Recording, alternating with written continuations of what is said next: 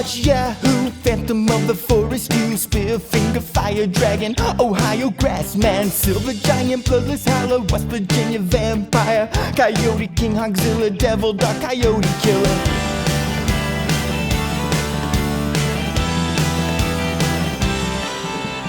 Cave creature, Mothman, Smoke Wolf, a Lizard Demon, Ashman, Grafton Monster, Cow-killing Bastard, Shadow Creature, Dustman, Cherokee, Death Cat, Wild Man, Great Fire Rape. What else do I have to say? Steal yourself some chicken wire, and I'll get some lumber. Catch the Thunder Brothers.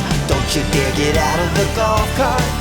We can keep our big seats while we hunt the Bigfeet. Snarly Gastro Team, Red Island Bear Beast, Silver Giant, Squalling Savage, Black Wolf was kind of average, Stone Giant, Raven Mocker, Midnight Whistler, Wampus Beast, Wawa Woman, Ohio Grassman again. Technically Huckleberry Wolfman or Wolf County, need to find the X again if we hunt the Lightning Man. Webster's Werewolf, Daily Howl, Kentucky Hellhound, Little Girl, Headless Horror, I can't take it anymore. Steal yourself some chicken wire, and I'll get some lumber. Catch the Thunder Brothers.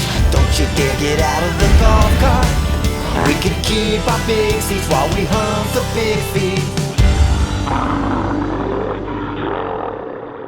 Well, this here's Bigfeets, the show you think is about mountain monsters, but it's really about friendship. I'm Robert Brockway, and I love you guys. Oh, I'm true friend Sean Baby from the internet. I am Jason Pargin, acclaimed science fiction author. I am not personally friends with either of these men. I only speak to them on podcasts. Brockway could have 3 children, and I would not know. I would have no idea. You don't know about the Bobbies? They're all named Bobby. They're all named Jason K. Pargin, and you don't know about them. Oh, those are my dogs. Every single one of my dogs. Jason K. and Pargin, his 3 dogs. Pargin, you get back here. Pargin, get out of that skunk. God damn it. So, this is, of course, as you could tell, a show about mountain monsters, the reality monster hunting show, with hard quotes around reality. Before we get into it, I do believe we have some capitalism to send your way. Yes, believe it or not, I do not pay my rent doing this, because who would pay me to do this? No one. No, I have a new book out. Certainly not us. I am paying $2,000 an episode to be on this show. My most recent novel is called Zoe is Too Drunk for This Dystopia. It is out everywhere. It is probably getting close to Christmas time when this episode goes up, so get it for everyone you know for Christmas. And Sean. I write for a terrific website called 1-900hotdog.com, and it's the final comedy website. We do jokes every day, high effort, joke dense articles about strange and bizarre things from the wrong dimension, with an all-star cast of writers, many of whom you'll know, all of whom will one day be household names. It's terrific. Visit. Depending on the household, I think they already are. That's true. They're names in my household, and that's what matters. Mm-hmm. I'm going to plug Bigfeets, my favorite podcast. It's about mountain monsters, and these 3 guys, each of them more hilarious than the last. Watch it and just riff on it. It's the best show I've ever seen, and the best podcast you could possibly make about it. So I'm here telling you, all of my friends, about this show that I love and enjoy, because I want to see it succeed. And I guess this is my way of leaving a review for it, which I also find to be very helpful when I like and enjoy things. That's a great idea. And now I would like approximately 10 seconds of passive-aggressive silence.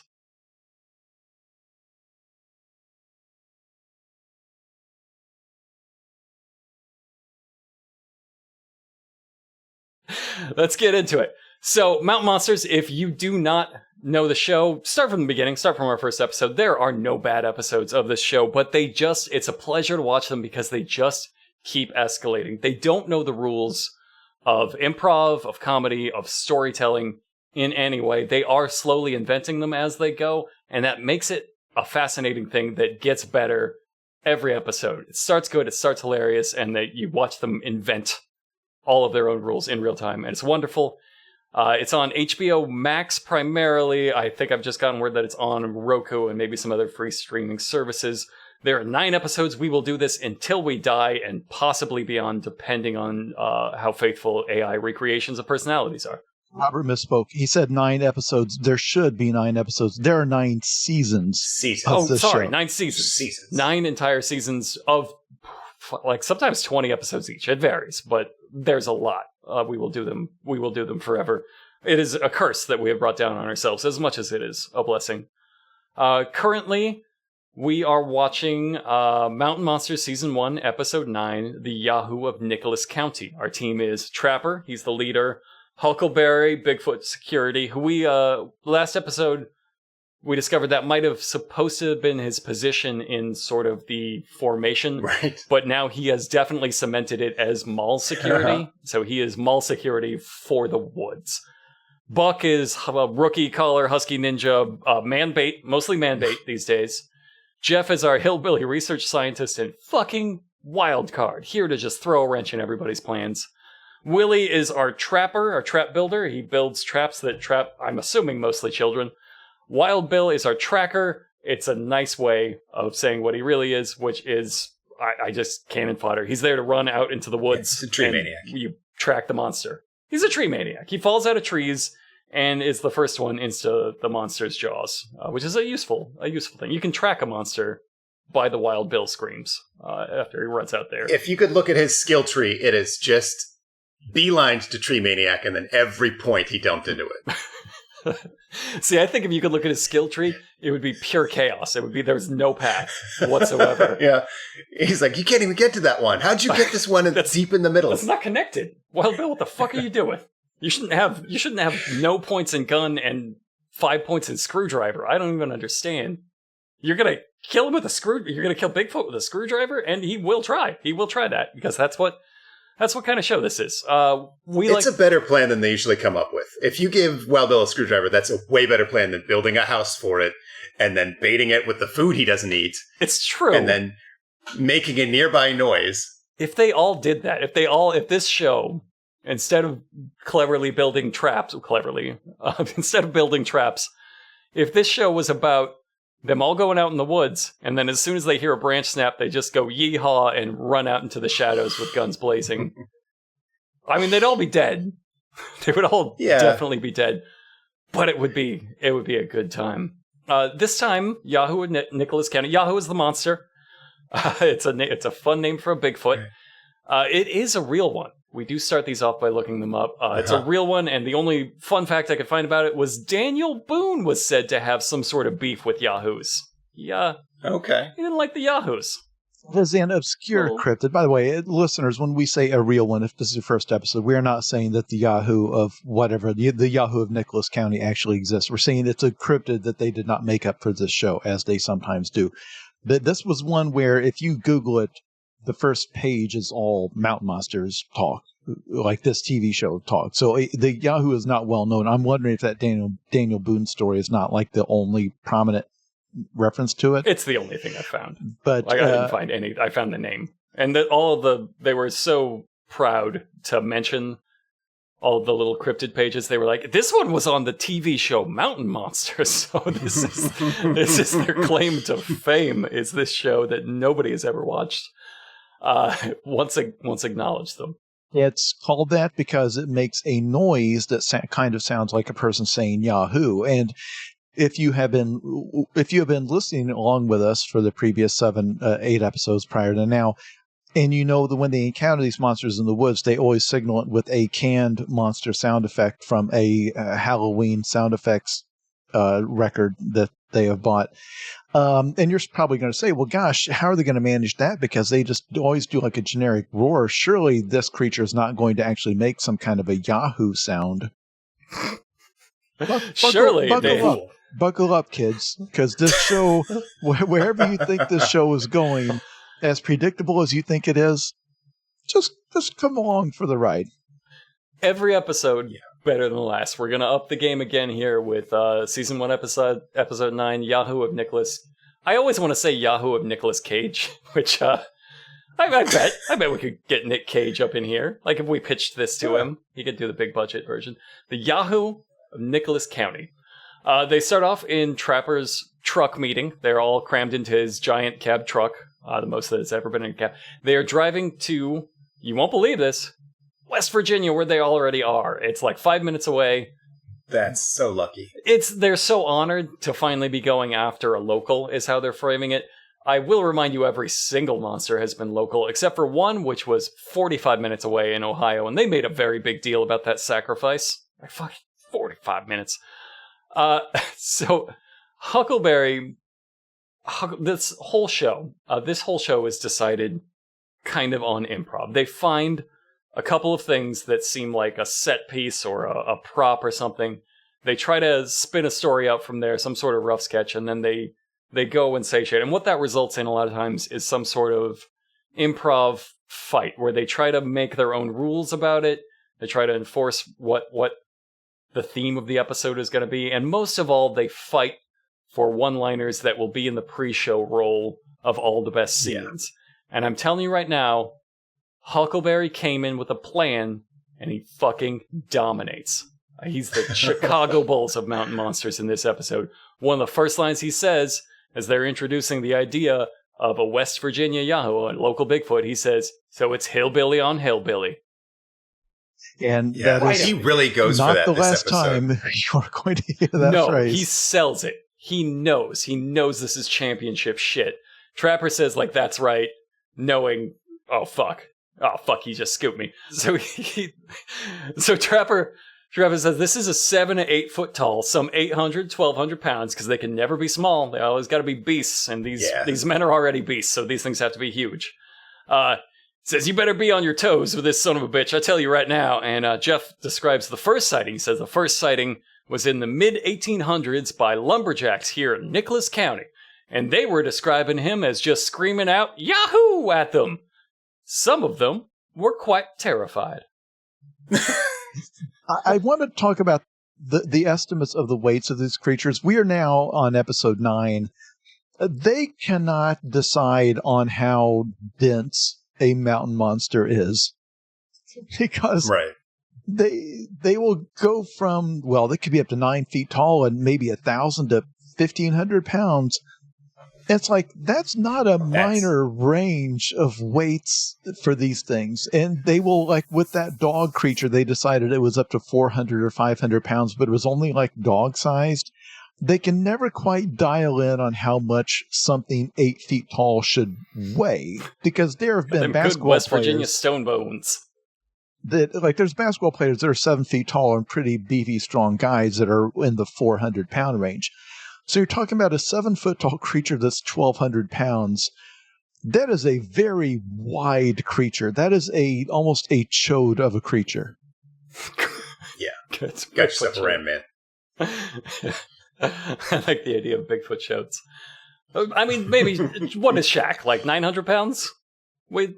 But something like that. Like as a hallmark. Depends if he's got his moose hat on. Yeah. He's got a 900 pound Shaq is about right. Yeah, they're all over, because it has to sound scary. And I like when they give the range of 900 to 1,500. So it's either 900 pounds or almost twice that. It's a sure. You didn't nail it down. They got stone bones or something. They're super dense creatures from beyond the stars. What Trapper says. I like that. Buck makes a good point here, where he says, "How did he hide after they cut down all that timber?" And then someone else also made a good point. There's a million places for him to hide. So I feel like they both. That's Mountain Monsters. So shut the fuck up, Buck. Well, we're in the truck debriefing. Goddamn. Buck accidentally screws up on the improv, because again, they, with every single episode, try to waver in between. Is it a single immortal creature, or is it a breed of creature where they've seen a bunch of them over time? And Buck, right off the bat, because again, as you mentioned, they said, well, first sightings were in 1800s by the lumberjacks. And then Buck says, well, with all that timber cut down, there's no telling where he has been hiding all these years. Again, immediately implying that this is a supernatural being, because he's 200 years old. A single immortal creature, which, again, the ethics of finding and hunting a species that has yet been discovered is one thing. the ethics of finding and murdering a 300-year-old supernatural being are totally different. Like, this is not Wonder a of the minor world, and we're difference. gonna Weird fucking show. shoot it. But they just waver from one to the other, from scene to scene, without comment. Wild Bill's gonna run out there and kill it with a hacksaw, this wonder of nature. It's gifted to us by God, and he's gonna just saw its fucking face off. Do you think by these rules, was Doc maybe like a little Bigfoot? You think Doc? Shit. That's a good Doc could have been a Bigfoot. point. He's been around since the 1800s, for sure. And he probably says Yahoo a lot. He's a little Yahoo. So what separates, they double down, Trapper says, what separates our Bigfoot from all the others, I love every part of that sentence, we have a Bigfoot and there are so many, is that damn Yahoo sound. So once again, Trapper's mad at it. Trapper's mad at the Yahoo sound. I guess it keeps him up at night. So we meet our first witness, again, just an open field with a shack. Our first... God damn it.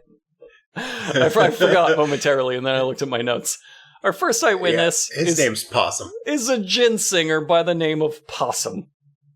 We haven't seen this in a while. Not since Turtle Man, have we? Have we just called a guy a vermin, a type of vermin? Have we met a verman out in the woods? We thought that they... His name's Nutria, and he's a bucket man. Puts things in buckets. We thought that they had gotten a note at some point to stop interviewing like these cartoonish animal named people, and for a few episodes they did. It was just, this is James, he's a whatever outdoorsman, whatever. But nope, we're now on a man who is a professional ginseng gatherer, which is an herb that I guess is very popular around there because they've met multiple people who were out ginseng hunting when they saw the monsters. His name is Possum, and he's got a long beard, cane, baseball cap. Looks like every other guy they've ever met doing anything in the woods. They have a very narrow cast type. Like, surely there are just like women, or there's a skinny man, or there's somebody under 40 out in these woods. Why can you only find this same guy and his variants, all of the little palette swaps of this guy? So now, Possum... Now, Possum here, he thinks he's a natural storyteller, but I'm not sure I agree. He's got that weird, creepy whisper voice that I will give them is very Possum-ish. He's selling the Possum identity. So they ask him for his Possum credentials, and he tells them, well, I'm a singer. Long comedy pause. Buck, God damn it. Are you a country singer or a rock singer? And Jeff, to end this scene, thinks he's gonna say, he's just karaoke, bud. Just karaoke. Do you guys have ginseng hunter stereotypes that I don't have? Do you? Where is the karaoke thing? I was genuinely confused by this. This felt like a dead bit from the start, and then they talk shit about Buck in the middle of it. Like, yeah, he's our rookie. He can't fucking make a joke. This is stupid shit. He's from the city. He don't know you're saying ginsenging. He thinks you're talking singing. Well, they do. Son of a bitch. They rag on Buck a little bit, but at the end of ragging on him, when they're like, yes, why, you're the rookie. Shut up. They cut to a tender testimonial from Huckleberry going, Buck, he's still young, but he's willing to learn. That's the main thing. There's a very... putting on his, philosopher father voice to be like, Buck. That young thing. That young Buck, if you will. We'll mold him into a full-size Kirby one day. The issue was not him not knowing how to do something in the woods. It was in a conversation, a guy referred to his profession as a singer, and Buck made a joke about, so you're a singer, and when you're supposed to know, well, no, if you saw a transcript of what he said, you would know it's an apostrophe, singer, SSENG, because he's collecting ginseng. This goes on for, I think, 27 minutes of them hashing out this minor, which really should not have survived the edit, if I'm going to be frank. Building the bit, dragging the bit on forever, turning on the bit, deciding the bit was terrible, deciding it's all Buck's fault, to figuring out why it's his fault, and then ponderously reflecting on will Buck ever learn better than to do this bit. What a great way to start an episode. It's all coded language. Like, they meet these hillbillies and they're like, "Hi, I'm a hillbilly. I eat squirrels." And like, they're clearly doing a bit to say like, "Here's my community." And then these guys are supposed to relate to that. They're like, that's so they can say, "Yep, I understand. I also eat squirrel gravy." And here's Buck just completely fucking up the vibe by saying like, "I don't even know what that word you're saying is because I'm like, I own a bait shop and I live in the city. I don't get it. I'm not a hillbilly like you freaks." I just go play I feel like I go play Cabela's hunting game in the bar. Like I like camo because it makes me look slimmer. So yeah, he's a white guy in a black barbershop. He's coded wrong for the situation and like stepping on everybody's fun. So Possum says, "A month ago I was ginsenging when I heard this rustle and saw this creature, 8 foot tall, black, real broad shoulders." And you can't give that description with that cadence and that voice and expect us to picture Bigfoot and not Shaq looking dreamy. Just looking his Shaq best. is getting out of the shower. And I said, "Do you need a towel, Shaq?" I was hoping he'd say no. I was hoping he'd say, "I'm looking at one." But no. And then he dried his dick off with little old me. All right, we're getting too far. So we cut to This is how you improv, Buck. You end it with Shaquille O'Neal drawing his penis on the storyteller. on the beard of a man named Possum. I didn't even try it. You can still have some of that Shaq water in it. Okay, so we cut from that scene to the CGI model, which is just a Bigfoot with thunder thighs and kind of a punch-drunk face. And then there's a little bit of flourish here that I love, which is that it's over Possum's description. And when Possum says, "He has huge eyes," the Bigfoot's eyes light up red. Like they have a button on the back. Just you can press them.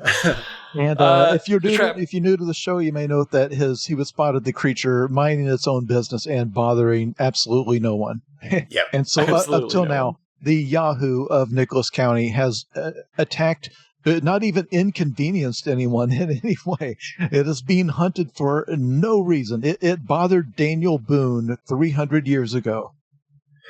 Actually, the stories kind of imply that Daniel Boone bothered it. So maybe we owe, if anything, an apology, like a legacy apology. I don't know which side to fall on that ancient debate. We destroyed its habitat. That's the other thing. We cut down all of the trees where it lives. Right. That's and now we're going to fucking kill it. So Trapper asks, "About how far were you away?" And Possum says, "About 50 yards. And he points right behind him to the holler right behind him, like right behind his house. And Trapper says, "You mind taking us out to that holler, Possum?" What a dangerous sentence. What a dangerous sentence to say to any man. "Would you mind eating my feet, Possum?" Yeah, hearing that come out of his mouth, he should have said, "Oh, yeah, I hear where I fucked up. I hear it. I'm not going." We're in a lot of danger. But the man named Possum, who talks like this, he offers to get them in his side-by-sides, in his forest golf carts, and drive out there to take a look. So we haul ass to the golf carts, and we drive. What we just established was 150 feet away. We have driven 150 feet. One thing that really stuck out to me here that we have not drawn attention to is that when you're picturing, if for some reason you have not been watching these episodes along with us, you have, God, what a crazy decision. For all you know, we could be making this up. But one thing we haven't focused on is that they don't just have the same identifiable hats, the same identifiable headgear, which they do. It's the same outfit every single time. They are like cartoon characters. Every once in a while, they will change into a variant outfit for a mission or something, but their base outfit, same exact clothes. Which, in cartoons, you do that as visual shorthand and to make swapping cells easier. When you do that in person, I guess it does help sell the visual shorthand, but there are no cells to swap out. So I'm inclined to believe they just own the one set of clothes, like in this fiction. Like that's what they think a hillbilly man does. They just have the one hillbilly. Like you just own a clothes, and then you jump in a creek when it's time to wash it. Sorry, that's a diversion. What they're doing is driving their forest golf carts 100 feet away to the most, what Trapper says, horrendous terrain. It's an okay hill. It's like a 30-degree hill. That looks like it's made worse by being in a golf cart. Like it's just sliding down there and they have no control over it. Like maybe walking would have been best. Yeah, walking would have been better. After we've driven 150 feet, Trapper says, "You were quite far back in here, Possum. What a big hike." And as though we haven't watched this just happen. Yeah. Possum is like missing a foot from diabetes. Like this guy is moving real slow. So maybe they're just trying to like... What a big hike for you. Right. You're doing so good. You're Great doing job. so... Possum is out here telling them what he wants to emphasize is how agile, how absolutely beautiful in motion this particular Bigfoot is. This Bigfoot is doing Bigfoot parkour. He's doing like 1-2 steps on a log, doing a somersault, and then just bounding up a hill. He does say he has a terrifying scream, that terrifying Yahoo scream, which is, everybody describes as soul frightening. Just absolutely will freeze your blood. Absolutely terrifying. They do need a measurement on the log, and as we have established, it's funniest to get Buck to do that. Of course. I was confused by this scene because they were not claiming that the Yahoo balanced across that log. Didn't they say that he just jumped across? They said he put 2 steps on it. He just bounded across like a ballerina, which is a great visual. I love the Bigfoot ballerina. But the point of this scene, the real point of this scene in the show, is to get Bug, the largest member of the crew, which is not by that much, right, to go do something physical because it's funny. And what Buck is going to do is make a lot of very slow progress down a gentle hill. He's going to make it look really difficult because he's not scaling this log. They're like, we got to get a measurement on the log, and Buck says, "Oh, no, ain't no way." Yeah, like just straight up. No, he knows the improv, and Trapper is insistent. Buck says, "Well, that thing may hold him, but it ain't gonna hold me." And he's trying very clearly to say, like, I cannot get on that. It will probably break. Yeah. And he's almost certainly right. But the fiction they're making up is that this Bigfoot, which is like 1,000 pounds, and instead of just letting that go, Trapper says, "How big did you say this thing was, Possum?" And Possum says, 900 pounds. Huckleberry says, "Well, Buck, you're pretty close to that." And all laugh. Yeah. That's interesting. Huh. That is interesting. I mean, we have not been kind. I would not say we've been overly kind about the physical shape that they're in, which I would say is not because of their existence, but because they proclaimed themselves to be master woodsmen and husky ninjas. Right.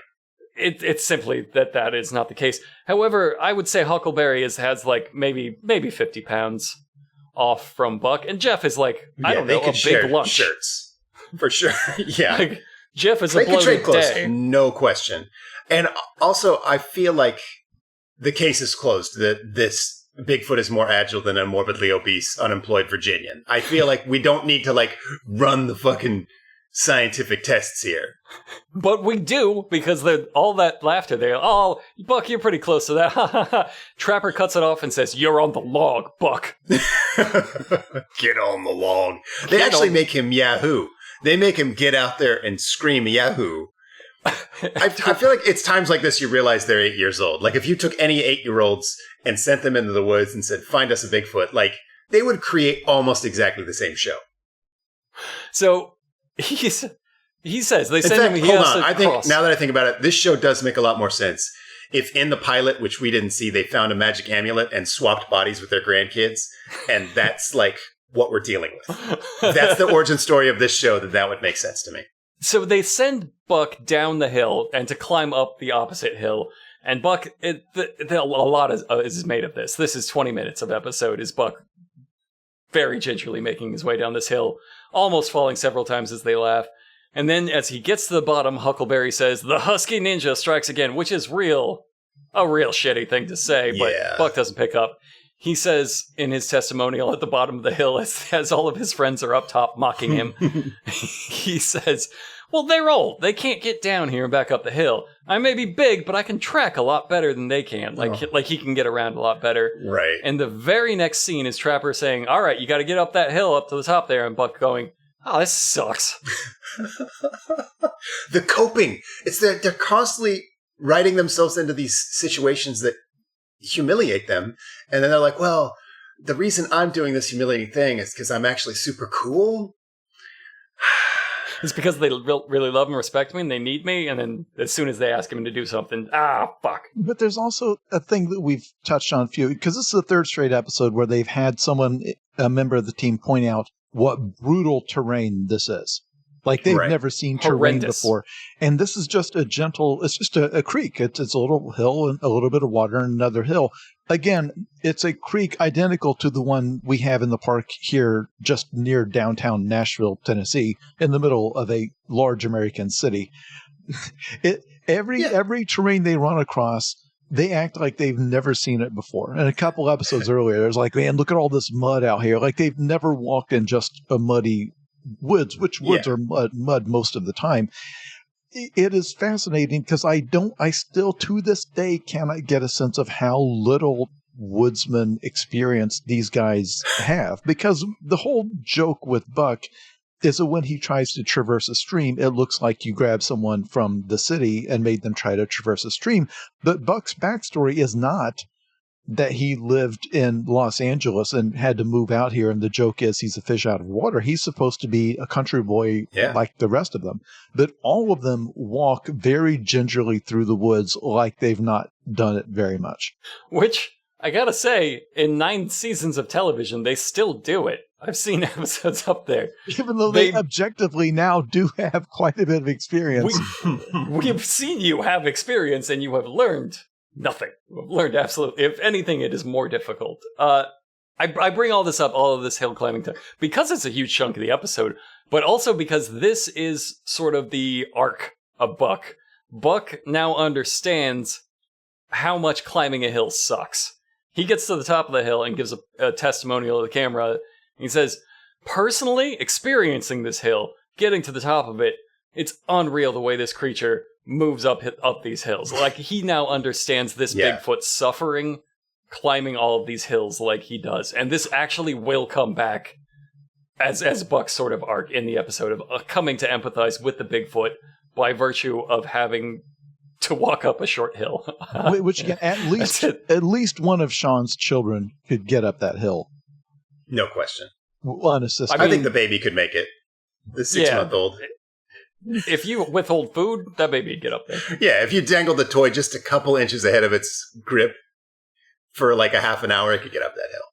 Yeah, the old carrot on a stick thing. Yeah. You carrot on a stick that baby up that hill. It's one of them West Virginia sayings. So Trapper is trying to tell Buck to give a Yahoo bellow like the Bigfoot. And what he says is, blow up your chest as big as you can and give me the biggest Yahoo that you can voice out. I think we should be worried about Trapper at this point. Yeah. I think something's happening. Something's going wrong. That's some Wild Bill shit. It was a really simple thing you needed to say there. Yell Yahoo, and you came out with I raised with this that. In the last episode. I feel like they don't speak this dialect of Hillbilly. I think they can just barely understand it. But my favorite response, Buck says, "What? I'll sound like an idiot." God, the foresight. What is the sudden foresight? To have, like, I feel like a shadow should cross over his face as, like, everything crashes down on him at once. Right. Oh, no. No. Just we see years flash before his eyes. Now he's self-conscious about looking stupid, about yelling Yahoo up here. They get him to yell Yahoo, and everybody claps. It's whatever. It's just like, he was right there. He's on the precipice of understanding, but no, you step right back, and you don't go over that edge. Well, also, Trapper, someone reassured him, well, it's just us out here.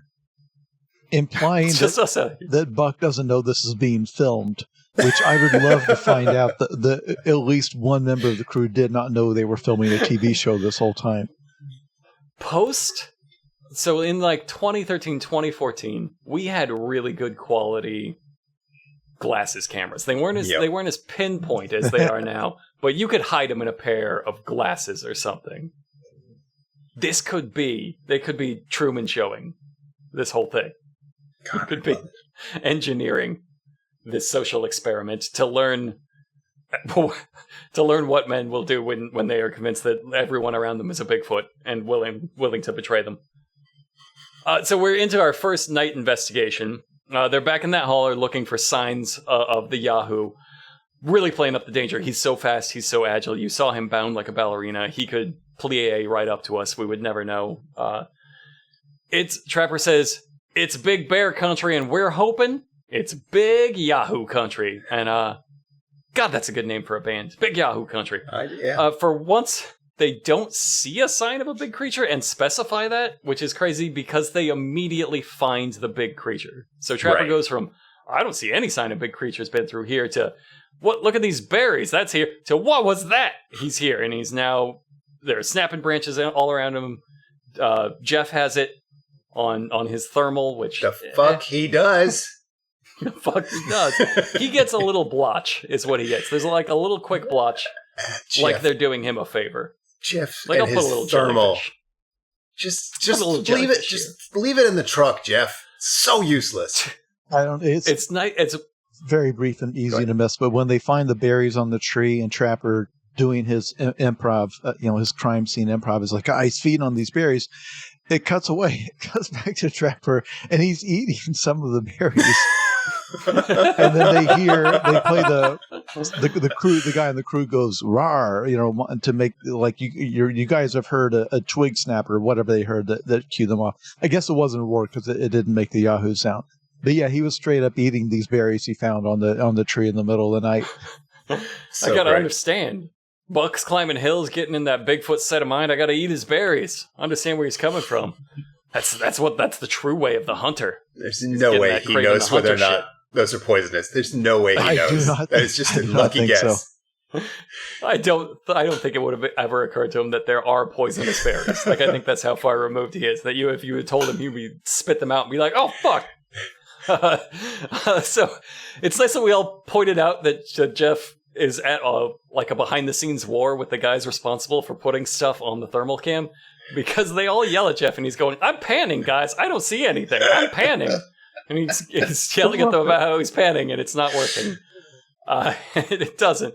So this Bigfoot has taken off. He's used his super speed to disappear into the night, but they do find his nest, and that's my favorite Bigfoot fact. They nest. Before we cut to the commercial, Trapper does establish this is 20 feet long, 6-7 foot tall, and then we just see little bits and flashes of it because we got to tease it for the commercial, and it sure looks like a bunch of branches thrown in a pile.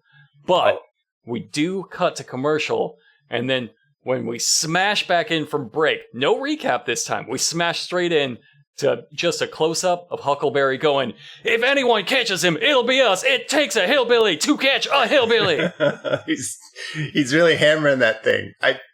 This is so weird to me because the second time he's mentioned it will not be the last. No one joins him in it.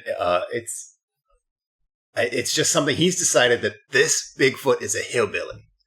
He knows he's created the theme for the episode. He knows he's created the tagline. The producers know because normally we just teased a Bigfoot next. We went to commercial. We are due a 3 to 5 minute recap of the entire episode up to the minute that we cut to commercial. Mm-hmm. No, it's the first time ever they're not doing that. They cut back, just not even an intro, straight back to Huckleberry going, "Hey, if anyone catches him, it'll be us.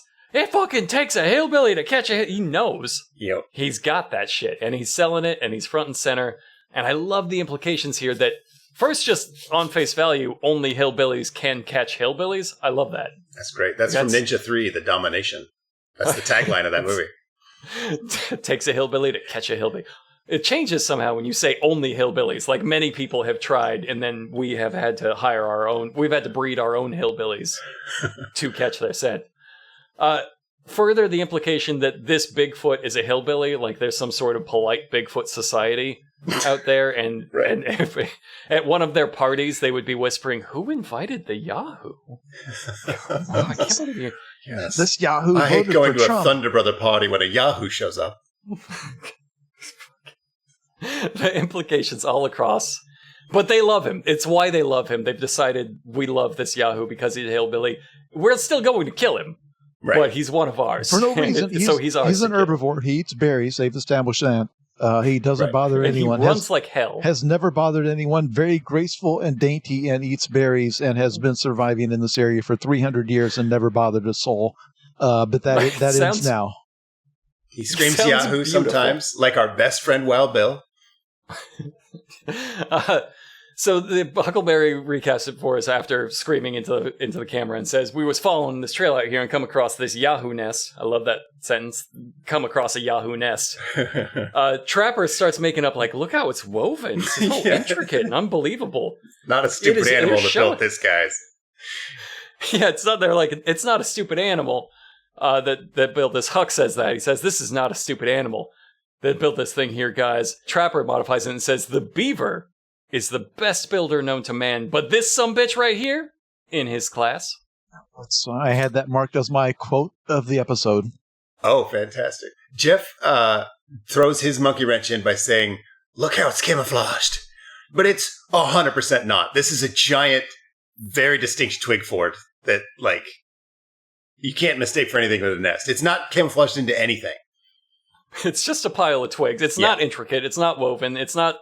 A beaver would look at that and be like, "Don't put us in the same class. Come on."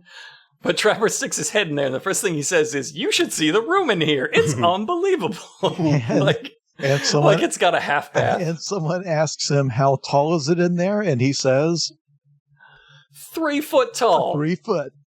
Okay, so we have a creature that we have speculated maybe up to, what's the upper range of weight now? Is it 1,200 pounds? Is that where we're at? 1,200 pounds, 10 feet tall.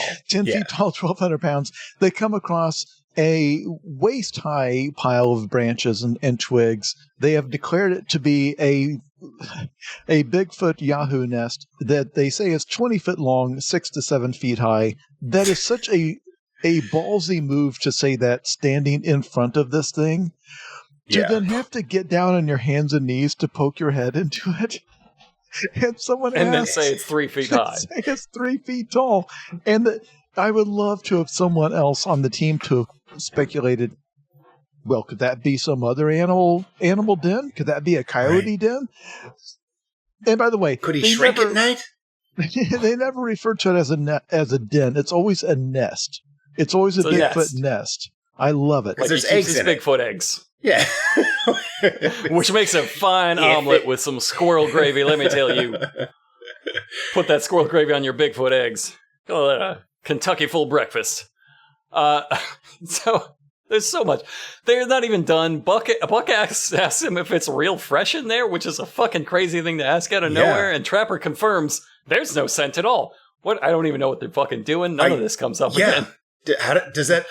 But it seems like it satisfied everyone. Like that proves it's a Bigfoot nest because we know that the skunk ape doesn't leave a scent. No, you fools!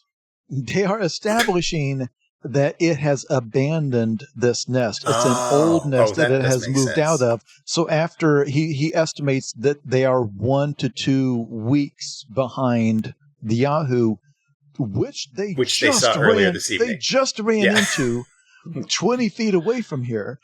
So and they actually chased into this. Yeah, into the spot. Yeah. Followed him. So maybe he had gone back to get something that he left at his old nest that his phone charger. He has left I can always forget it. Left his phone charger back there. So we end the scene with an adorable image. If anybody listening to this is a painter, here is your inspiration. Trapper says, "Get a little snow over this, make him an igloo with the snow's hit." So there you have it. That's beautiful. Bigfoot curled up in his little igloo. It's a Sasquatch Sorry, Christmas. Yahoo. It's Yahoo in an igloo, everybody. But the Yahoo's moved on. So we're going to cut away to Wild Bill and Willie's Crackhead Trap Shack. And Willie says, "I've known about the Yahoo since I was a kid, but Trapper tells me this creature is humongous." like the Yahoo he has heard is a little guy. He's like 5'2".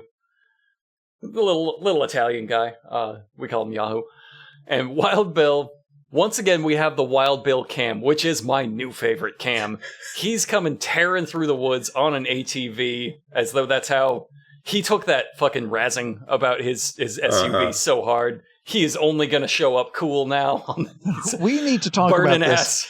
There is some behind-the-scenes drama going on with Wild Bill's modes of transportation. Now, I think the issue is that his personal vehicle got repossessed, or it has some sort of repair that he can't afford. For something. Because he clearly has lost his vehicle at some point. Because in the previous vehicle, he had to bother his previous episode, he had to borrow his mother-in-law's car, which he got roasted horribly for, and it left him scarred. So now he comes tearing onto the scene in an ATV. There's something here that this is a real sore spot behind the scenes. Yeah, he's real. This is real sense. They found his weak point and they're needling it, and now he's overcompensating by tearing ass in on his cool ATV, screaming the whole time, which has the exact same look and energy of, if you've ever seen those real cute videos when they put a GoPro on like a dog and then they throw the ball for it. Yeah, looks exactly like that. It's got the same face. It's got the same chaos. It's wonderful. I mentioned this an episode ago, how he and Willie, Wild Bill and Willie, they have like chemistry, but they also are not good friends. And so like when they arrive, there's so much like awkward touching. They can't decide on high five or handshake or half hug. So they kind of just dance a little before they sort of just slap each other in the least erogenous zones they can reach. They love each other so much. They have no idea how to express it. It's my favorite part of every episode when these two find each other in the woods, because it's the nervous energy. I don't know. I guess it's just very relatable when you're really excited to see someone and you kind of only know them from drunken hangouts. It's a beautiful relationship we're watching grow. There's because they did start off like they don't know each other, they're awkward. They're really finding some sort of genuine affection there that they're both wildly uncomfortable with. Yeah. Wild Bill starts off with some insane gibberish. Willie asks if he brought his climbing gear, which is such a simple question. The answer is yes. Yeah. And what Wild Bill says instead was, throw back on the back of the four-wheeler there, just like a good Marine on the job, bro. And then he does that little vaudeville zip. And he says, what I like to do, put the old air time in, brother. Just no idea what that means. No idea. Yes was the answer. Yeah. It's that bit we talked about on the WMAC Masters podcast where they get like an Asian person and he says a bunch of things and then it really means ow. Right. That's what Wild Bill's doing. Yes means yes. That's Hillbilly for yes. Just gonna Hillbilly for yes. So Willie is designing a log fall trap, which if you thought all of his other traps, which were a box, were too elaborate, too complicated for the simple man, you will enjoy this trap. What would you think a log fall trap consists of? Would it be a falling log? Because that's it. You got it. That's it. That's the whole thing.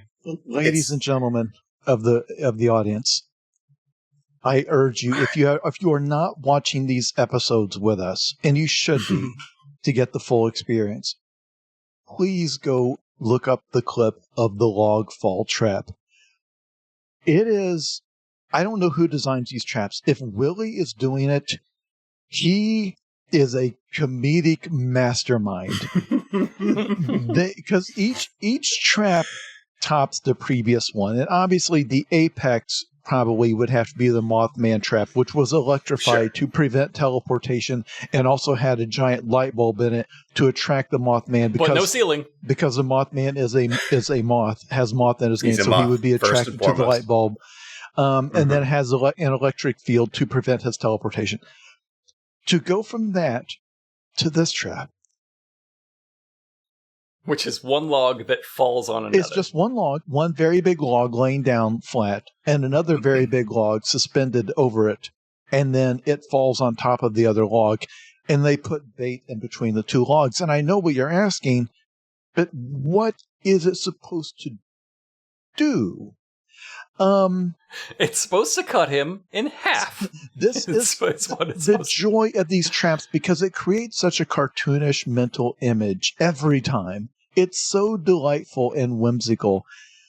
Because I thought it was supposed to be he reaches his Yahoo hand in to grab the Yahoo snack, and then the log falls on his arm and pins his arm. They decide that later. Okay. And they decide that later because right now, what they want to do, and they are very upfront about this. They're going to kill the Yahoo. And so that's what this trap is. This trap is going to kill him. It's going to cut him in half. It's like a 1,000-pound log. Like, it's a huge log. They're not faking that part. What they are eventually going to do is discover that maybe it's not okay that they're going to kill the Yahoo for no reason at all. And so they retcon this trap. Like, it's just going to grab his little arm.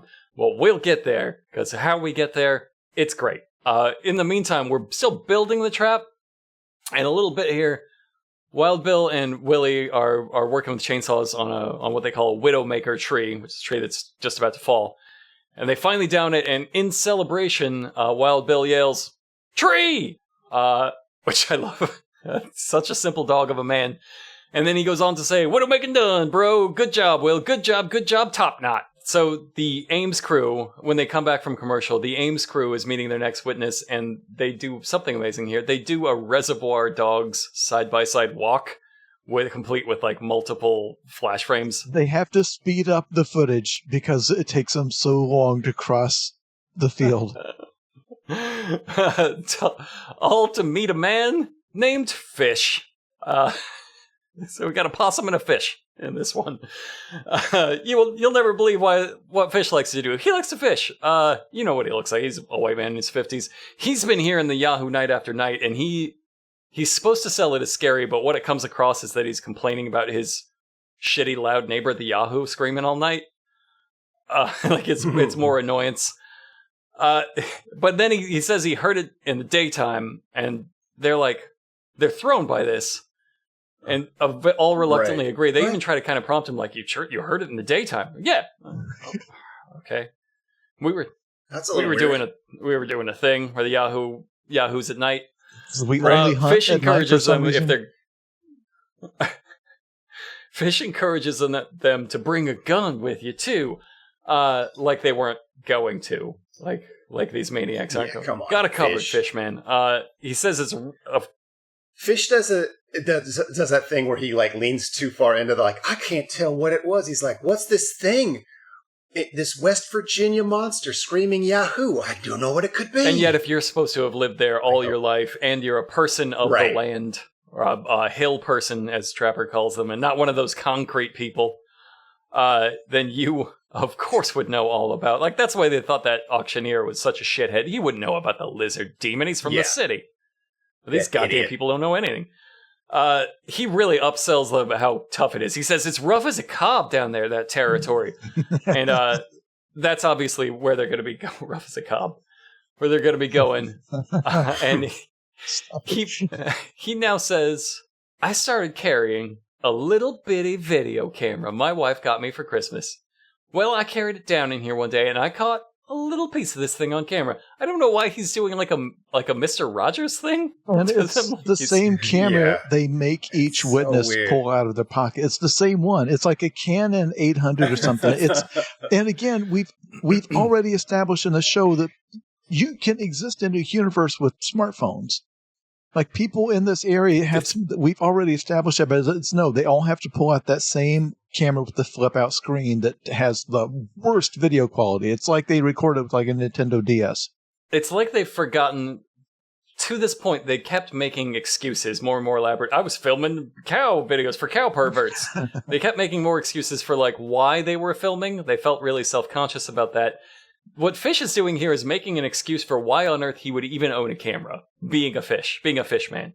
I got this little bitty video camera. Come closer and look at it, won't you? It's such a wild vibe. And again, it's weird that he's bringing out the video evidence this late into the discussion. He's like, "Let's go to a second location. I'll show you where I saw him. Oh, by the way, last time I was here, I took this proof of the supernatural here on my video camera." If it would pass any vetting test, would be the most famous footage ever shot. Actually, no, not this one. It's really shitty. It's really shitty even by their standards. Yeah. The back head of a black thing, not even a black thing, just an ape, clear ape costume. And Fish thinks the Yahoo was pissed off that he was taking video, which is a detail I like. It's just don't fucking film me. I'm not having a good day. Buck is again expresses his admiration and like compatriotism that this Bigfoot has to walk up hills. He's like, he got all the way to the top of that hill. You know, we got to give this one to him. He says he personally knows billy goats that couldn't climb it. Like, that's not a weird thing to say. Right. I know billy goats that couldn't climb. My friend, the fat billy goat, could not get up that hill. But anyway, they figured out where to set up the trap. It's in this holler where Fish took his little bitty video. And Hillbilly and Huckleberry with his hillbilly thing comes back now to sell it again. He says, "Yeah, it's hillbilly on hillbilly now." I don't get this at all. Not just because it's weird to begin with, but like Fish is clearly a hillbilly. It was hillbilly on hillbilly when it was the Yahoo versus Fish. Everybody who lives there, based on their rules, it's been hillbilly on hillbilly for 300 years. When you say when you a hillbilly say it's hillbilly on hillbilly now, it gives the vibe of the scene in Requiem for a Dream where they scream ass to ass. Going to hillbilly to do hillbilly to hillbilly. It's personal. Yeah, right. He adds it's personal. Yeah, it's personal, man. But based on nothing. He says it's hillbilly on hillbilly now. It's personal. It didn't do anything. It didn't do anything to anybody. Why is it personal now? Yeah. 100% never did anything. All we've established is that it hasn't done anything to anybody. But he sold that line so good. He knew he was in the pre-roll to the episode. He absolutely knows. And rightfully, he seizes that position. So we go back to the Trap Shack, where Willie is stoked on how he found 2 perfect logs. God damn, they're so perfect. They see signs of deer, and that clearly means that Bigfoot is here. They don't explain why that's true. It's the second episode in a row where the trap team and the main team don't communicate, and they find 2 different spots for the trap. Because exactly, and the second episode in a row where the trap weighs 4 tons and cannot be moved. Yeah, because they talk to that guy, and they're like, this spot right here where he spotted him, like, this is a perfect place to put our log trap. And you go back to the trap team, and they're like, well, these logs weigh 4,000 pounds. We found where some deer rubbed on some sticks. That's good enough for us. This is where. That's good enough. This is where that's really all the justification they give it is deer come through here, so probably also Bigfoot. When really what they're saying is you can't fucking change the trap the second week in a row, guys. Like They didn't tell Bill what they were doing with the Bigfoot, so he starts talking about eating it. He's like fantasizing about carving a big old round Bigfoot steak off. He says, when that old Yahoo comes through here, he might get him a one big log right on top of that noggin, Wouldn't gonna take this here new buck knife, get me a slice of her about that big round, just on the old fire, He's gonna eat the Bigfoot. Of course. He's going to eat the Bigfoot. Maybe not the whole thing, but while it's trapped, he will carve off enough to eat. Everyone on the team has a different motivation for finding. Are we trying to discover a new creature for science? Are we trying to get revenge? Are we hunting it for food? Are we hunting it for sport? It doesn't matter. So Bigfoot... So this is like 3 episodes. I don't know about in a row, but this is 3 episodes where Wild Bill has sold his motivation as wanting to eat monsters. Like he's not even getting the per diem. Like you stick that per diem. You stick it. I'm a gourmand, You gonna eat me some monsters and steal their powers, Just gonna fuel up on that monster juice. I don't know what he's fucking thinking. I love it. I love that he's committed to it, that it's the one thing that's stuck in his brain is that we're here to eat these monsters. And he thinks everybody's on the same page, and they're not. Because Willie is just like, okay. Maybe we shouldn't eat the Bigfoot, man. Wild Bill gets back up in a tree. Willie says, we gotta go. You gotta get out of that tree already, as though he's been up there all afternoon. And Wild Bill says, coming down hot. I mean, hot, bro. Woo! And we get on the Wild Bill cam for this one. So again, you need to watch these because this is beautiful. It's a Wild Bill cam. The camera is, I guess it's on his chest, pointing up from below at his mouth. So it's like a POV of the last thing a chili dog sees as he falls completely out of a tree and smack down on his back with a sound like, just completely should be dead. I mean, he repels, but what he does is he lays backwards so that his back is completely flat, and then he just lets go and falls all the way down, and it hurts every time he makes the noise and everything. Repels. Rappels in very It hard fucking course. hurt. Anyway, they've now built this trap. This trap is ready to go, but they built the trap. They're going to kill this Bigfoot. I don't know why they're still interviewing witnesses, but they are. We go back to the field. We're meeting another eyewitness, Jarvis, whose profession is listed as outdoorsman, which is, even for the show, he likes the outdoors. It's not a profession. He's got a trail cam photo of the Yahoo, and Huckleberry, in what is becoming like a fourth wall breaking meta bit, I feel like, I know it's not actually what happens, but I feel like he shoves the whole scene aside, Looney Tunes style, to get right in front of the camera and go, going after the Yahoo is personal to us, because it's a hillbilly just like us. It lives up here in the hills. We're going after the hillbilly Bigfoot. And he's in the hills. We're going after... Again, the entire name of the series is Mountain Monsters. They're all mountain monsters. Literally hill monsters. All of them. Every single one of them. I think he's trying to get the name of the show changed to Hillbilly Bigfoot, or maybe he's trying to get his spin-off made of Hillbilly Bigfoot. He thought the show was going to be called Hillbilly on Hillbilly, and he did not yet see the emails from the network saying, no, there's already something called that. Urmails? And if you mean them Urmails? If you Google it, you get that show way before you get ours.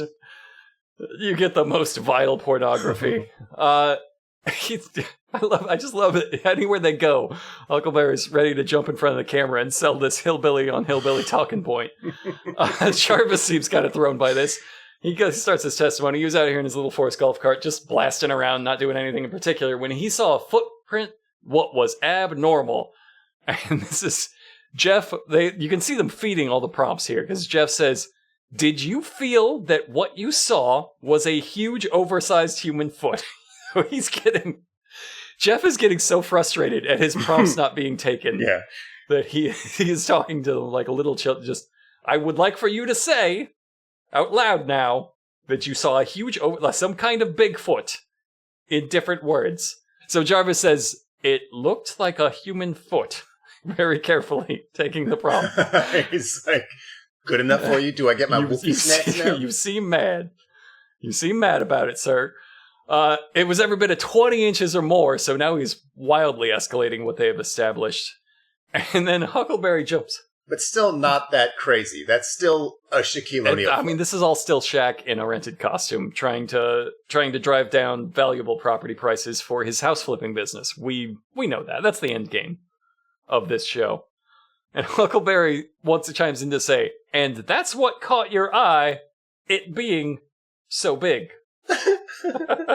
What the fuck are you doing here? It's like they're trying to get him to say Bigfoot without actually saying the words. Weird.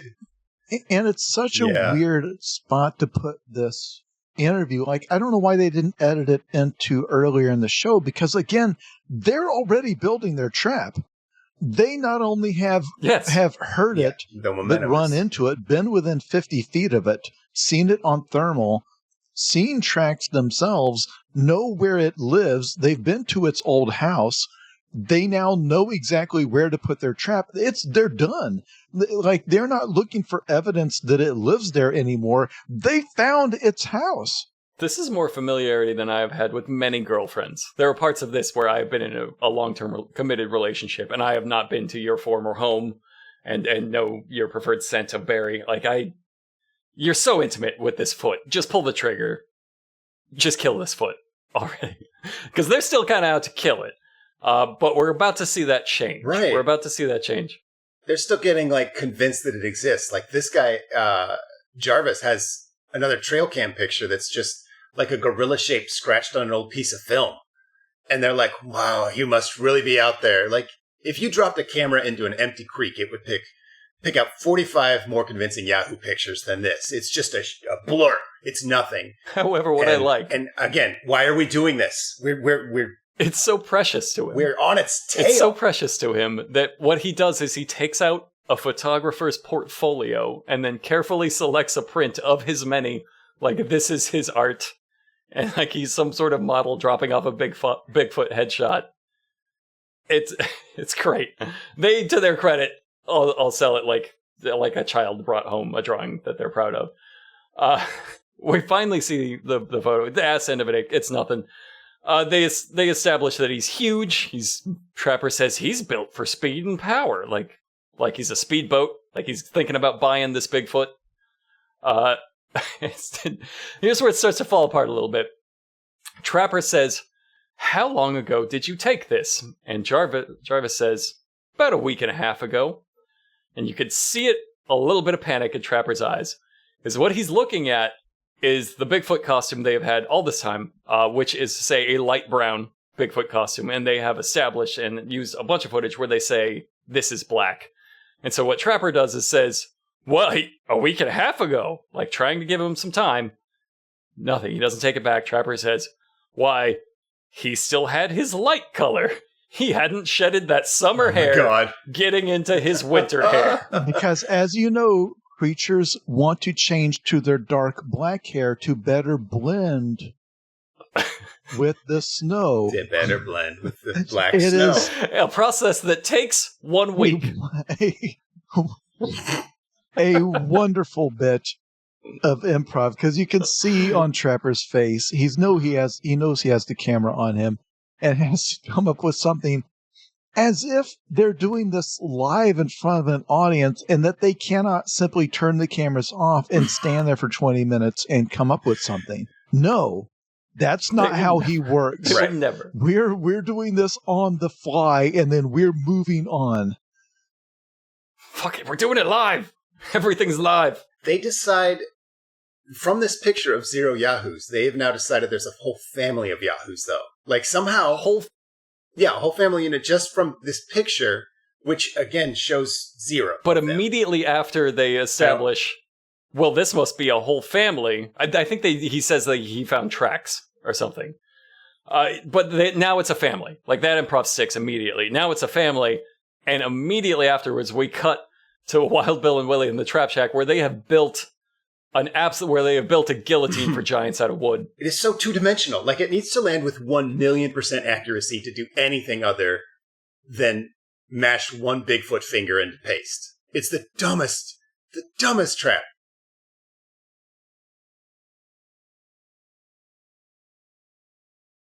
It's just gonna trap him and not hurt him. And how that works is he's gonna reach in with his right hand and grab their bait, which all the others have brought now. They say is the West Virginia banana, the pawpaw, which I don't know enough to deny that, but it feels hilarious. That's the Yahoo's favorite fruit, the West Virginia banana for the skunk ape, of course. But he's going to reach in for that with his right hand, and then the logs will come down harmlessly, the exact shape and size of a Bigfoot arm. Yes. To harmlessly trap him in there, and then we're going to hope he doesn't let go of the West Virginia banana to pull his hand out like it's a vending machine. But of course, all of this relies on him being right-handed, which they have established. We know from the pictures he must be right-handed. Just not going to repurpose where they're chopping Bigfoot in half because he has a family now. Yes. And I cannot emphasize enough how spectacularly the lore of this show is blown to pieces in the course of like 3 minutes. Where they go to a guy, he's got a trail camera, the Bigfoot is the wrong color. He then comes back with other photos with multiple prints side by side, and the prints are different sizes. So now, very late in the episode, right before the final night hunt, they decide, oh, there's a colony of Yahoos here. Up till now, the Yahoo has been one 300-year-old creature. That is the entire point. That is a creature of legend. So does it have a family for the first time? Are they establishing that it is a species of creature? But they have built a hilarious cartoon trap to catch the arm of exactly one Yahoo. So they do not seamlessly go to, well, if we catch one of them, then the rest of them will gather round. It's like, no, think about it. If you catch one of them, the rest of them are going to attack you. So as cartoonish as the idea is, in every previous episode of what are we going to do with this creature once we have it, now it becomes mind-boggling what they think they're going to do once they have this whimsical cartoon creature, this monster with its arm stuck between two logs, probably its wrist probably broken, probably howling in pain, with its wife and children panicking next to it, they are going to come in and do what? What is step 2 of this plan? Yeah, do you trap him for science? I think what really, it's such a small detail, and it shows how in this scenario they have made up for themselves in this framework of this television show, how fragile it is that Jarvis, when he brings out those, I'm sure they knew that he was going to bring out multiple prints, like at some point. When Jarvis says, I think one of them was a lot smaller than the others, which you can't necessarily see on that. I think that's what turns everything around, because now they realize there is a child Bigfoot at stake. And what they don't want to do is make a Bigfoot widow and Bigfoot orphans, even though 2 scenes ago, Wild Bill was saying, I'm going to eat that Bigfoot's wife.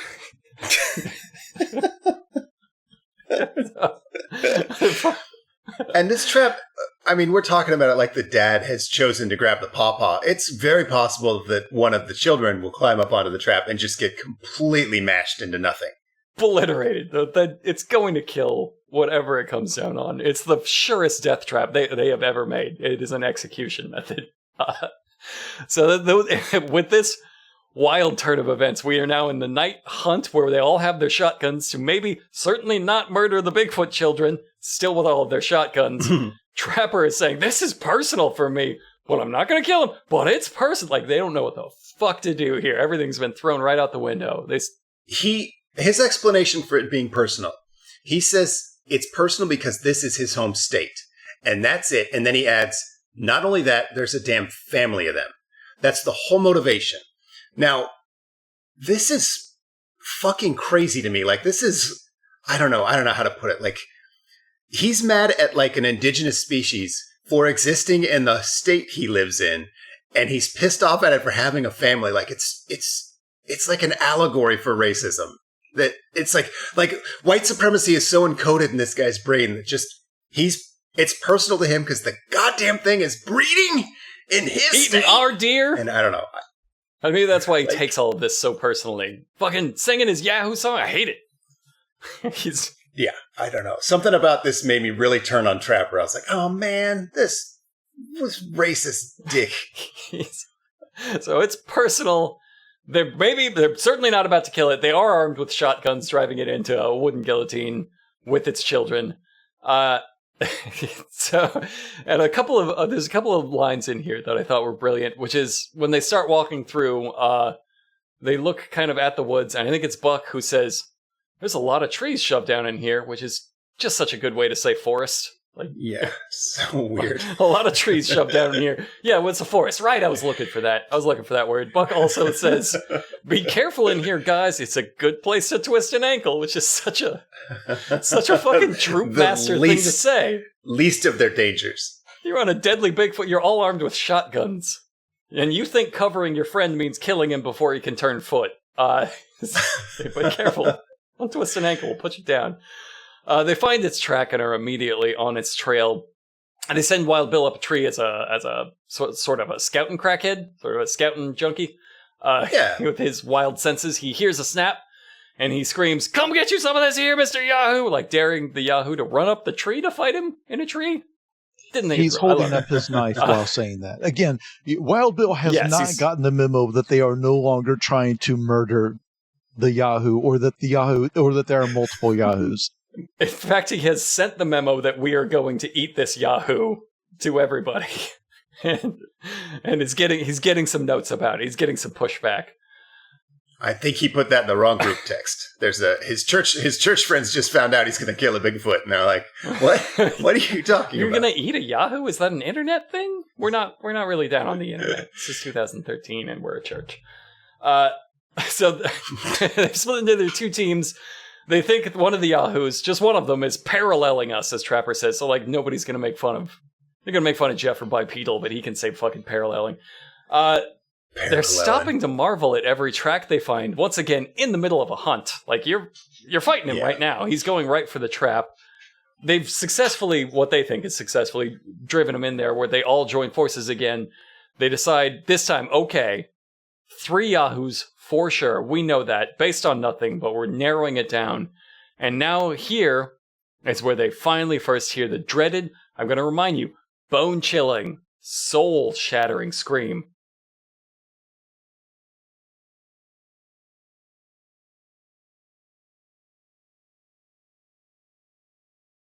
If they had assigned us to come up with the funniest possible version of the Yahoo sound to insert into their post-production of this episode, where they all act terrified of hearing it, we could not have beaten what they came up with. It is incredible. It is someone winning $80 on a riverboat casino. It's definitely, yeah. It's just it's a hick who's real excited. You can plainly, it's no mistaking that it is a guy. It is a guy just off camera yelling the word Yahoo like he's having a great time at Six Flags. They did not try to do like a filter on it to try to make it sound like a growl or a howl or anything. It's just a guy. No filter. Saying Yahoo. He's not even doing it with an edge. He's just yelling the word Yahoo like he's having a real good time. And they all react like the Enterprise took a photon torpedo. They're just, fuck. Oh, fuck. Oh, Jesus. We're all shaking. We're all screaming. They're terrified. Buck says it shook his chest, which is to say it wiggled his titties. That Yahoo wiggled my titties. It's going to be my quote, even though nobody said it. Yahoo wiggled my titties. So we cut to commercial on this, the funniest moment of the episode. If this whole thing was like a Shaggy dog joke, just really dragging it on, setting it on, just nothing but set up just to get to this moment and then undersell it with a Yahoo. It's so effective. It's so good. God, it's the perfect comedy. They recap everything leading up to it. Do the Yahoo again. Huckleberry yells, "Come on down here!" Like the Yahoo is up in a tree being pesky. Wild Bill joins in. We come get you some of this. Like we have forgotten the note that we're not going to kill this Yahoo almost immediately. So they now need to get out of the ravine onto level ground because this Yahoo is going to kill them with its sonic attack, which again sounds like a guy on a water slide. Jeff has him on thermal. Trapper says, "Onward, 70 yards to the forward." So I think Trapper's losing his mind a little bit in this episode. Yeah. I think he's been broken by all the quick shifts to the improv where he no longer has a footing in our reality. They decide they're surrounded. The whole Yahoo family, including Child, have combined into a fighting unit, and their superior Bigfoot tactics have them surrounded once again. There's Yahoo screams from all directions, and it gets funnier every time they do it. Trapper says, "I spotted another nest in the trees." Like that means anything at all at this point in the episode. Right. Like, what are you talking? Ripley's Believe It or Not. Like you were currently being torn apart by Yahoos is the fiction of this. They have you surrounded and are ripping off your arms. Like, I got a nest. There's still just a guy like 5 feet away going, "Yahoo! Yahoo!" over and over at them. It's the tension for this scene. That's the monster. And then a small tree falls, which is, I have to give it to them. This is upping stakes for them because if that tree falls in any other direction, none of them are agile enough to get out of the way. It's a legit death trap. This was almost a team party kill. On one hand, they pushed a real tree over. I don't know if they found, they own chainsaws. They could have easily just cut it mostly, and then, when they got close to it, a crew member could have pushed it over. But the funniest thing is, visualize this, listener. These men are in the woods. A tree falls over, and they start screaming, "Hi, he pushed a tree over." Picture where they're standing and where the Yahoo beast would have to be standing to push the tree over.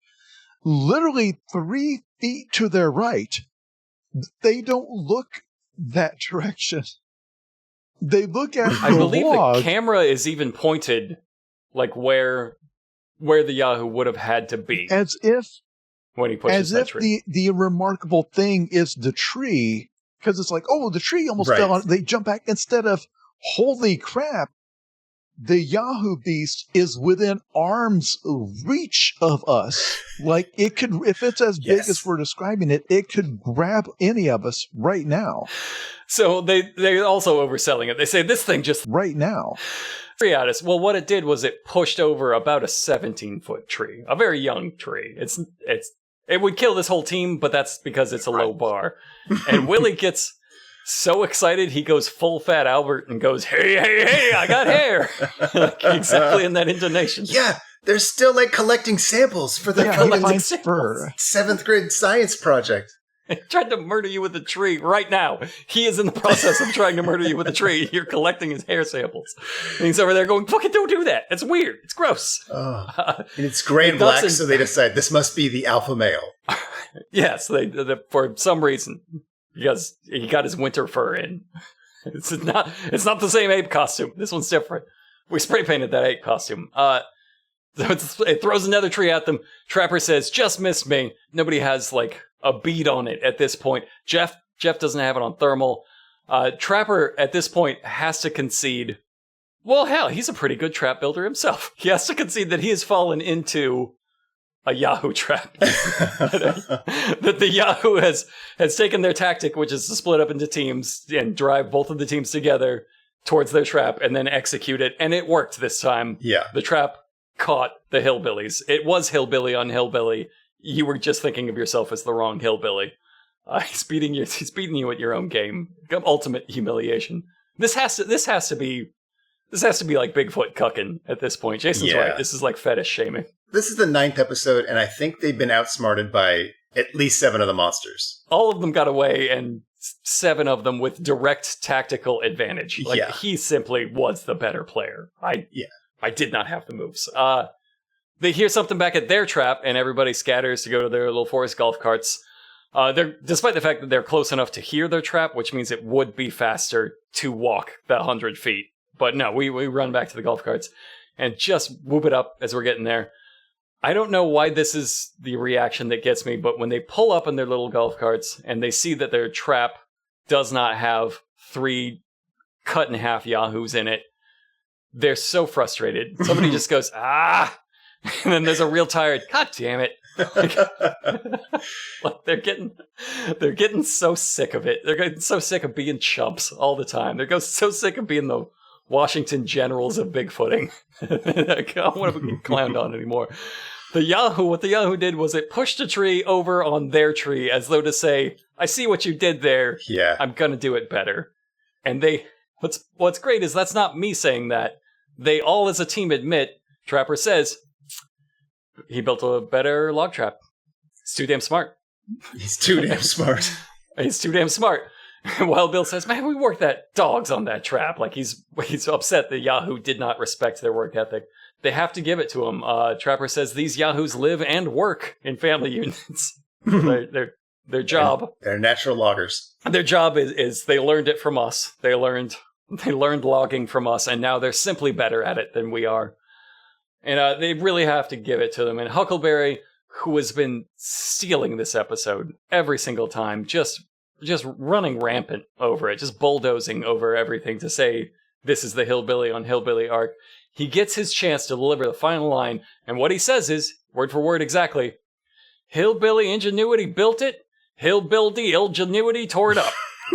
You can see he knows he fucked that up. He's like, damn it. I had that whole episode. And that whole there are fucking no episode. second takes. No, it doesn't work that way. And also in the middle of all that, Buck ruins everything by saying, he's eluded people for hundreds of years, and now we know why.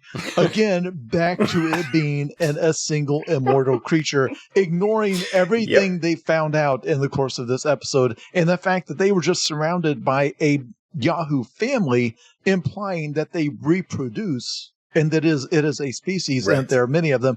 Nah, he's right back to the original thing from the briefing.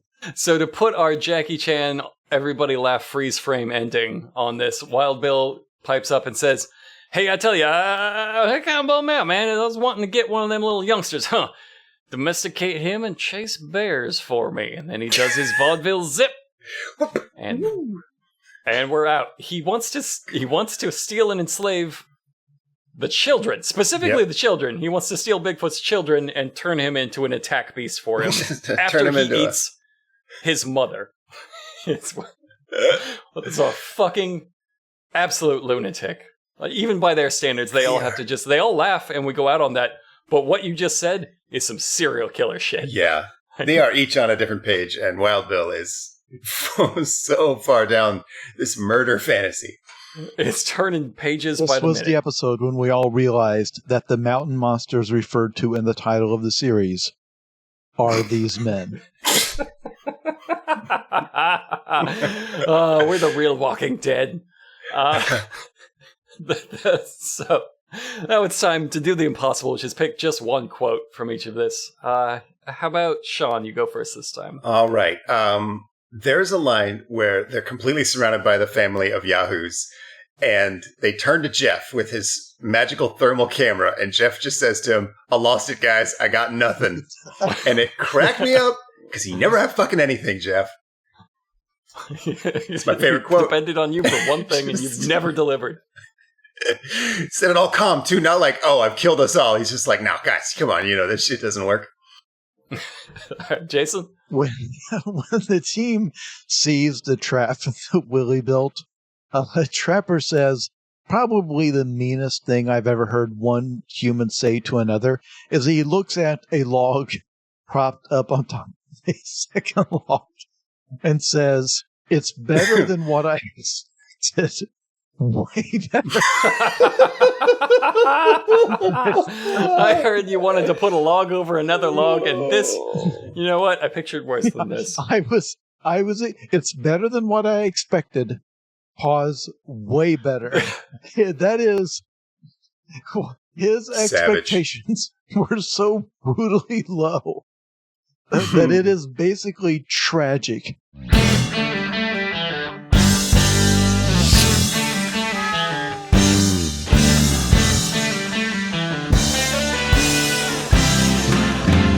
Because you have to be a Bigfoot teacher. You have to open up your mouth. You have to be a Bigfoot teacher. All your friends were so knocked out. You had to have the last word last night. You know what everything's about.